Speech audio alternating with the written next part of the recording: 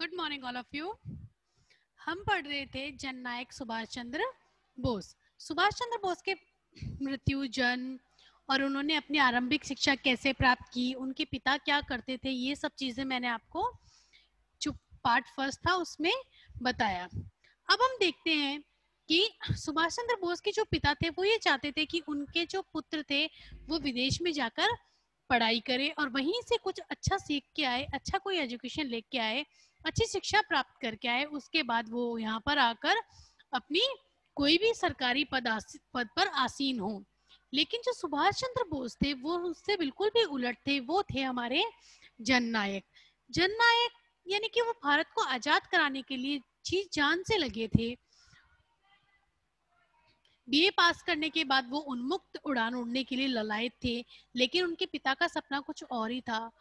वे चाहते थे कि उनका पुत्र विदेश जाकर आईसीएस करे और लौटकर किसी माननीय पद पर विभूषित हो यानी कि उस पद पर आसीन हो।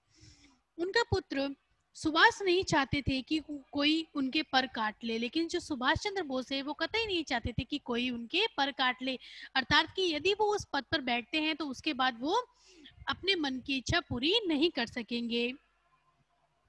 उनके महत्वाकांक्षी जीवन का गला घोंट दे, किंतु विवश थे।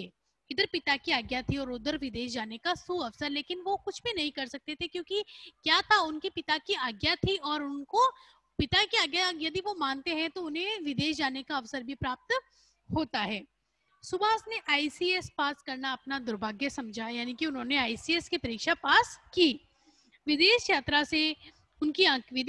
ने उनकी आंखें खोल दी और भारत लौटते ही उन्होंने आईसीएस का बाना उतार दिया, अर्थात कि उन्होंने आईसीएस की परीक्षा पास तो की लेकिन उन्होंने भारत आने के बाद उसको कोई महत्व नहीं दिया। भोग विलास के जीवन से उन्होंने तप और त्याग का जीवन उत्तम समझा। ब्रिटिश सरकार की नौकरशाही से उन्हें देश की सेवा रुचिकर लगी, यानी कि ब्रिटिश सरकार की सेवा करने से अच्छा उन्हें क्या लगा, देश की, अपने भारत देश की सेवा करना अच्छा लगा। यौवन काल था, उमड़ती जवानी थी, स्वस्थ शरीर था, मन में देशभक्ति का तूफान उड़ रहा था। राजनीति में उन दिनों लोकमान्य तिलक का उतार था और गांधी जी का जादू सब पर छाया था। यानी कि जब सुभाष चंद्र बोस राजनीति में आए उस वक्त लोकमान्य तिलक का उतार था, यानी कि लोकमान्य तिलक को लोग थोड़ा सा कम तवज्जो देने लगे और गांधी जी को लोकमान्य तिलक को कम तवज्जो नहीं देने लगे, वो अहिंसा को अधिक मानने लगे बकाए हिंसा के। तो गांधी जी का जादू सब पर था। सुभाष बाबू गांधी जी से बड़ी श्रद्धा के साथ मिले और भारत की स्थिति पर चर्चा की। जब सुभाष चंद्र बोस को लगा कि मुझे भारत देश को आजाद कराना है तो उन्होंने गांधी जी से मिलना उचित समझा। उन्होंने उनसे मिला और अपनी पीड़ा बताई। जिसने हमारी आजादी का बलपूर्वक अपहरण किया उसे उसके प्रति अहिंसा उन्हें हास्यास्पद लगी। गांधी जी क्या कहते थे कि किसी के साथ भी मारकाट नहीं करनी है, किसी को भी हमें हिंसा से जवाब नहीं देना है। वो अहिंसा के पुजारी थे। लेकिन सुभाष चंद्र बोस क्या चाहते थे, सुभाष चंद्र बोस जो थे वो ये चाहते थे कि जिसने हमारे देश को हड़पाया, जो हम पे राज कर रहा है, उससे हम अहिंसा से जवाब नहीं दे सकते। हाँ, गांधी जी का असहयोग उन्हें अनुकूल लगा और भेंट के उपरांत उन्होंने यह भी कहा कि असहयोग तो समझ में आता है, पर यह अहिंसा क्या है। गांधी जी ने जो असहयोग आंदोलन किया उसके पक्ष में सुभाष चंद्र बोस थे, लेकिन उन्होंने कहा कि जो ये अहिंसा है, यानी कि यदि आपको वो मार रहे हैं, सामने से अंग्रेज आप पे जुल्म कर रहे हैं और आप उन्हें वापस जवाब नहीं देते हो, उसी उन्हीं के रूप में यदि कोई आपको एक थप्पड़ मार रहा है तो आप दूसरा गाल आगे नहीं कर सकते हो, ये मानना सुभाष चंद्र बोस का था। जलियांवाला बाग कांड हो चुका था। गांधी जी ने सत्याग्रह की घोषणा कर दी थी। प्रिंस ऑफ वेल्स आने वाले थे और कांग्रेस ने असहयोग आंदोलन की ठान ली थी। सुभाष चंद्र बाबू देशबंधु चित्तरंजन दास के नेतृत्व में कार्य करने लगे। अब आपसे पूछे कि सबसे पहले सुभाष चंद्र बोस ने किसके नेतृत्व में कार्य किया, तो आप क्या कहेंगे? चित्तरंजन दास। शीघ्र ही कांग्रेस दल के अध्यक्ष बन गए। कौन बन गए कांग्रेस दल के अध्यक्ष? सुभाष चंद्र बोस। कलकत्ता में प्रिंस के बहिष्कार का सारा घटनाक्रम, यह सारा संगठन सुभाष बाबू ने किया। इन्हें 6 मास की कैद भी मिली और इन्हें जेल भी जाना पड़ा। इनकी प्रथम जेल यात्रा थी। देशभक्ति के लिए यज्ञ में आहुति थी। जब उन्हें प्रथम जेल यात्रा करनी लगी तो उन्होंने कहा कि यह तो मेरे लिए देशभक्ति के लिए होने वाले यज्ञ में एक आहुति के समान है। इसके उपरांत तो निरंतर आहुतियां पड़ने लगी। जब वो एक बार जेल गए उसके बाद लगातार ऐसा होने लगा। श्री देशबंधु दास सुभाष बाबू के प्रबंध कौशल, उनकी संगठन शक्ति, ओजस्वी वाणी और तेजस्वी व्यक्तित्व से बहुत ही प्रभावित थे। इन्होंने पहले इन्हें कलकत्ता के नेशनल कॉलेज का प्रधानाचार्य बनाया और फिर जब स्वराज्य दल का संगठन किया तो इनका अध्यक्ष भी बनाया। सन 1922 में बंगाल बाढ़ग्रस्त हुआ। सन 1922 में एक बाढ़ आई थी जिसमें पूरे बंगाल को ही तबाह कर दिया था। सुभाष बाबू ने पीड़ितों की सहायता का कार्य अपने हाथ में लिया। सुभाष चंद्र बोस ने बंगाल में जो बाढ़ आई उसमें जो लोग आहत हुए थे, जिन लोगों को नुकसान पहुंचा था, उन लोगों का नुकसान से उबारने के लिए जो कार्य हुआ वो सुभाष चंद्र बोस ने अपने हाथ में लिया। देखते ही देखते 4 लाख की भारी राशि एकत्रित हो गई और संकट पर बड़े प्रशंसनीय ढंग से काबू पा लिया गया। सुभाष चंद्र बोस ने जो आंदोलन चलाया उसमें बाढ़ के लिए देखते बहुत ही कम समय में 4 लाख की राशि एकत्रित हो गई और उन बाढ़ पीड़ितों की बहुत ही अच्छी तरह से सेवा की गई।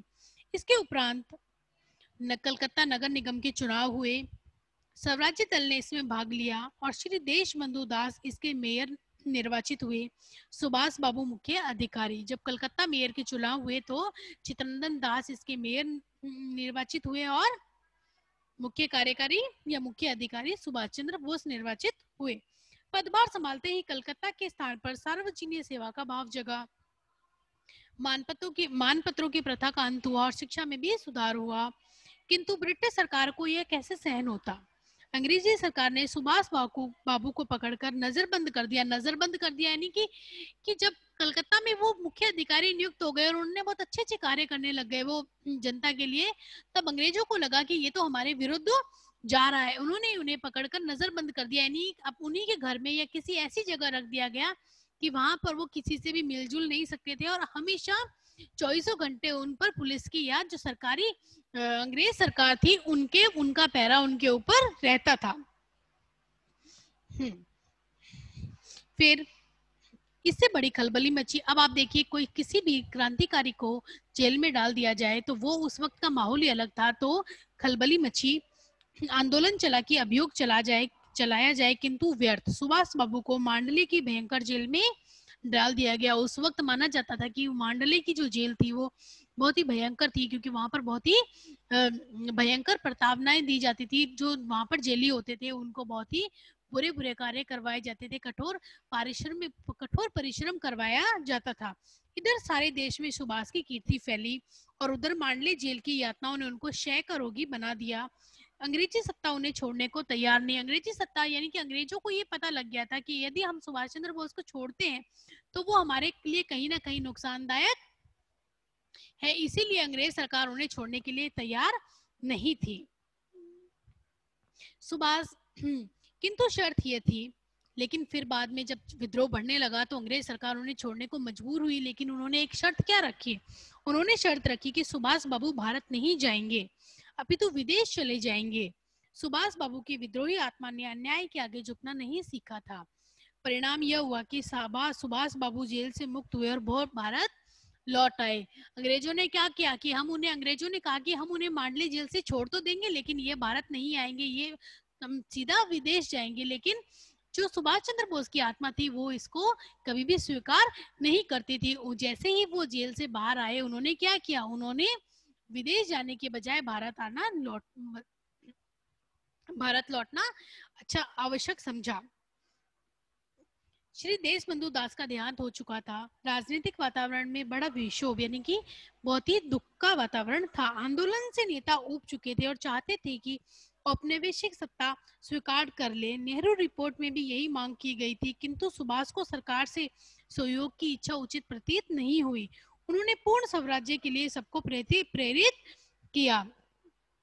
आगामी वर्ष लोगों ने कहा कि हम औपनिवेशिक यानी कि कुछ अंग्रेजी अधिकार होगा और हम ये स्वतंत्रता ठीक है अगर हमें मिलती है, लेकिन सुभाष चंद्र बोस को ये बिल्कुल भी अच्छा नहीं लगा। उन्होंने पूर्ण स्वतंत्रता यानी कि बिल्कुल भी अंग्रेजों का अधिकार हमसे हट जाए ऐसी स्वतंत्रता मांगी।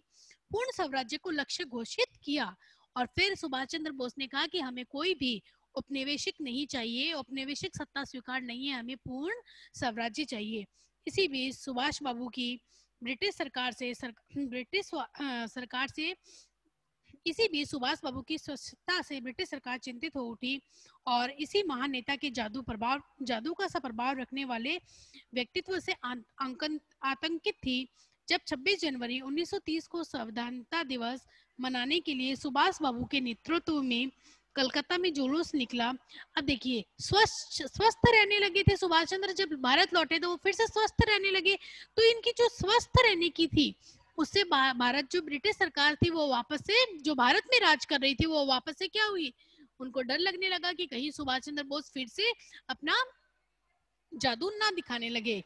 इसीलिए जब सन 26 जनवरी 1930 को स्वाधीनता दिवस मनाने के लिए सुभाष बाबू ने के नेतृत्व में कोलकाता में रैली निकाली गई तो अंग्रेजों ने उनके ऊपर लाठियां बरसाई और सुभाष बाबू को 1 वर्ष का जेल का दंड मिला। जेल में इन्हें अनेक प्रकार की यातनाएं सहनी पड़ी, किंतु धन्य है भारत माता के वे लाल जिन्होंने लाठियों के पहरे से मार सही, चक्कियां पीसी, कोलू चलाए। ये जैसा मैंने आपको बताया कि मांडली जेल या बड़ी बड़ी जेलों में जो क्रांतिकारियों को रखते थे उनसे इस तरह के काम करवाए जाते थे, कोड़े से मारे जाते थे, चक्कियां पिसवाई जाती थी, कोलू चलाए जाते थे, लेकिन वो अन्याय सहन करने वालों में से नहीं थे। सुभाष जी भी ऐसे ही वीर थे। रोग शरीर को दुबला बना रहा था, जीवन की अनमोल घड़ियां बीतती जा रही थी, लेकिन था क्या कि जीवन की अनमोल घड़ियां बीतती जा रही थी, आजादी की सांसें, विदेश का मुक्त वातावरण, ये सारा क्या था। फिर वो धीरे बाहर भी विदेश भी गए, किंतु देशभक्ति की ज्वाला विदेश जाने से भी नहीं उठी। विदेश का मुक्त वातावरण था, इसीलिए जब वो विदेश घूमने वापस विदेश गए, भारत से उन्हें जेल में डाला गया और फिर उन्हें विदेश में छोड़ा गया। तो लेकिन वो विदेश में जब रहे तो वो वापस बहुत ही अच्छे हो गया है, उनका शरीर वापस से स्वस्थ हो गया। विदेश में स्वास्थ्य लाभ, सन 1937 में विदेश में स्वास्थ्य लाभ लेकर जब 1937 में जब वापस भारत आए तो इन्हें कांग्रेस का अध्यक्ष चुना गया और हरिपुरा कांग्रेस सन 1937 का अधिवेशन इन्हीं की अध्यक्षता में हुआ। प्रगति बड़ी मंद थी, यानी कि सुभाष चंद्र बोस जब विदेश में रहने चले गए थे तो थोड़ी सी प्रगति मंद हो गई, यानी धीरे हो गई। सुभाष की उग्र प्रवृत्ति इसे कैसे सहन करती। गांधी की नीति से इनका मतभेद बढ़ा, यद्यपि आगामी वर्ष में भी इन्हें अध्यक्ष चुना गया, आने वाले वर्षों में भी इन्हें अध्यक्ष चुना गया और इनका गांधी जी से भी मतभेद बढ़ गया, क्योंकि गांधी जी अहिंसावादी थे और ये हिंसावादी। इनका कहना था कि जो हमारे साथ जैसा है उसको वैसा ही जवाब मिलना चाहिए। दूसरा विश्व, सुभाष चंद्र बोस ने त्रिपुरा अधिवेशन में खींचतान हुई गांधी जी से तो उन्होंने अपना त्यागपत्र दे दिया और फॉरवर्ड ब्लॉक की नींव डाली। दूसरा विश्व युद्ध हुआ, कांग्रेस मंत्रिमंडल से भी त्यागपत्र दे चुका था, सत्याग्रह की योजना बन रही थी और हॉलवेल स्मारक के विरुद्ध आंदोलन करने के कारण इनको फिर से पकड़ लिया गया। सुभाष बाबू ने अनशन किया, सरकार उनके स्वास्थ्य के कारण उन्हें छोड़ने पर विवश हो गई, क्योंकि उनका स्वास्थ्य गिरता जा रहा था, इसीलिए सरकार ने उनको छोड़ना, अंग्रेजी सरकार ने उनको छोड़ना सही समझा, क्योंकि यदि जेल में मृत्यु होती है तो और भी बड़ी क्रांति हो सकती थी। पर जेल से मुक्त कराकर सरकार उन्हें घर में नजरबंद कर दिया और रात दिन पहरा लगाए रखा, किंतु सुभाष की विद्रोही आत्मा अब और सहन करने के लिए प्रस्तुत नहीं थी। यह प्रचारित किया गया कि सुभाष बाबू समाधि अवस्था में है। यह लोगों में अफवाह फैला दी गई कि वो समाधि अवस्था में है, लेकिन ऐसा कुछ भी नहीं था। किसी से नहीं मिलेंगे, दाढ़ी बढ़ती रही। एक दिन अवसर पाकर मौलवी का वेश धारण करके वो धीरे से उस घर से निकल गए। पेशावर होते हुए वह मौलवी का वेश पहनकर पेशावर होते हुए काबुल पहुंचे। इधर भारत में सुभाष बाबू के लापता होने की बड़ी सनसनी फैली। अंग्रेजी सरकार चाहती थी कि यदि ये जेल में मर गए तो हमारे लिए समस्या होगी, लेकिन कहा गया कि उन्होंने समाधि ले ली। फिर उनको ये कहा गया कि मौलवी की लेकर वो पेशावर भागे और भारत में ये हो गया कि वो लापता हो गए। प्रत्यक्ष अप्रत्यक्ष तरीके से यह युद्धवीर आजीवन लड़ता रहा। 18 अगस्त 1945 को बैंकॉक से टोक्यो जाते हुए एक विमान दुर्घटना में वीरगति को प्राप्त हुए, परंतु यह अभी विवाद का विषय है। आज भी कहा जाता है कि उस विमान का कि जिस विमान में वो सवार थे उस विमान का एक्सीडेंट हुआ था या किसी ने करवाया था, वो आज भी विवाद का समय है। इसीलिए कहा गया कि उनकी मृत्यु सन 1945 में 18 अगस्त 1945 में हुई।